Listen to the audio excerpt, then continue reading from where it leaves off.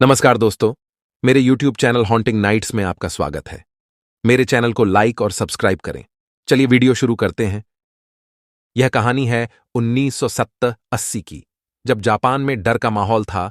डर एक ऐसी चीज का जो है या नहीं पता नहीं, डर एक ऐसी चीज का जो दिखने में तो बहुत सुंदर थी, लेकिन उसके द्वारा दी गई मौत बहुत खौफनाक हुआ करती थी। डर उसका जिससे जापान के लोग डरते थे। आज हम बात करेंगे कुचिसाके ओन्ना के बारे में। जापान के सुनसान रास्तों में कुचिसाके ओन्ना चेहरे पर सर्जिकल मास्क पहने ज्यादातर बच्चों को अपना शिकार बनाती थी। उसका चेहरा सर्जिकल मास्क से ढका होता है और वह बच्चों के पास आकर उनसे पूछती है, क्या मैं सुंदर दिखाई देती हूं? सुनने में यह सवाल एक मामूली सा सवाल लगता है, लेकिन इस सवाल का जवाब शायद सबसे मुश्किल हो सकता है, क्योंकि इस सवाल का जवाब आपकी जान ले भी सकता है और बचा भी सकता है।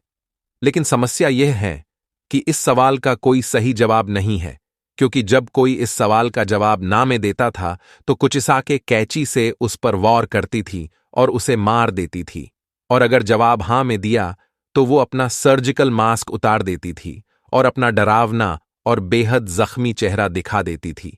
उसका चेहरा दो हिस्सों में बेटा होता था, मानो किसी ने उसके चेहरे को पूरी तरह चीर दिया हो, और फिर से वो अपना सवाल दोहराती थी, क्या मैं अब भी सुंदर दिखाई देती हूं? कुचिसाके का डरावना चेहरा देखने के बाद अगर कोई उसके सवालों का जवाब ना में देता तो वो उसे मार देती, और जवाब हां होता तो भी कुचिसाके अपनी कैंची से जवाब देने वाले के चेहरे पर भी अपने जैसा खाव बना देती थी, जिससे लोगों की मौत हो जाती है। जापान में 1970 के पूरे दशक में इस खौफनाक वला की दहशत थी। दहशत इतनी कि लोग अपने बच्चों को घर से बाहर नहीं जाने देते थे, और तो और लोगों ने अपने बच्चों को स्कूल भेजना भी बंद कर दिया था। कुचिसाके के शिकार बने बच्चों और कुछ अन्य लोगों की खबरों से वहां के अखबार भरे रहते थे।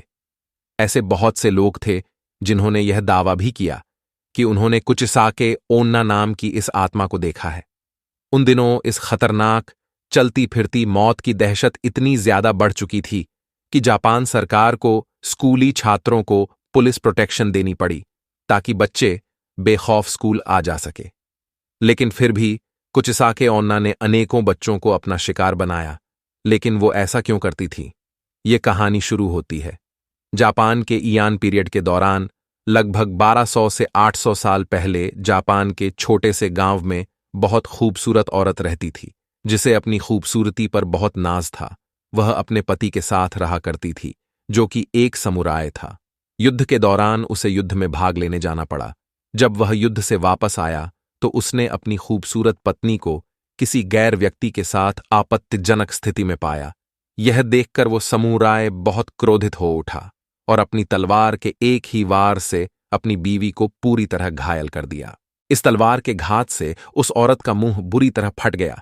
इतना कर वो समुराय हमेशा हमेशा के लिए अपना घर छोड़कर चला गया। समुराय के तलवार के घात ने उस औरत के सुंदर चेहरे पर एक बेहद भद्दी और डरावनी स्माइल जैसा खाव बना दिया था। जब उस औरत ने अपने चेहरे का यह हाल देखा, तब उसे यह महसूस हुआ, जिस खूबसूरती पर उसे नाज था वह चेहरा अब बेहद डरावना दिखाई देता है। वो खूबसूरत औरत मर गई और लोगों को लगा यह कहानी खत्म हो गई। लेकिन लगभग 800 साल बाद वो फिर से जाग गई और एक खतरनाक रहस्य बन गई, जिसे कहते हैं कुचिसाके ओन्ना। आज भी जापान के कई लोगों का मानना है कि कुचिसाके ओन्ना आज भी जापान की सुनसान गलियों में घूम रही है, अपने अगले शिकार की तलाश में।